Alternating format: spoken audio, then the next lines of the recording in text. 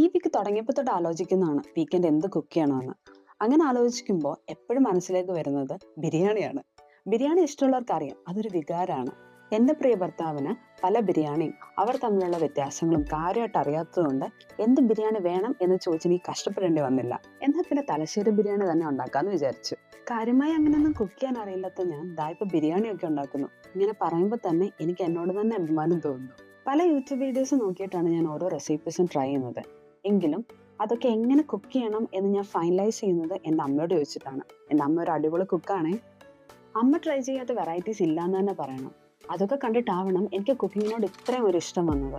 അമ്മ പണ്ടൊക്കെ പറയായിരുന്നു, നീ കുക്കിംഗ് പഠിച്ചില്ലെങ്കിൽ ഒറ്റയ്ക്ക് നിൽക്കുമ്പോൾ കഷ്ടപ്പെടുമെന്ന്. പക്ഷെ ദാ ഇപ്പൊ അമ്മയ്ക്ക് തന്നെ എൻ്റെ കാര്യം ഓർക്കുമ്പോൾ സന്തോഷം തോന്നും. കാരണം ഞാൻ ഒരുപാട് കുക്ക് ചെയ്യുന്നുണ്ട്.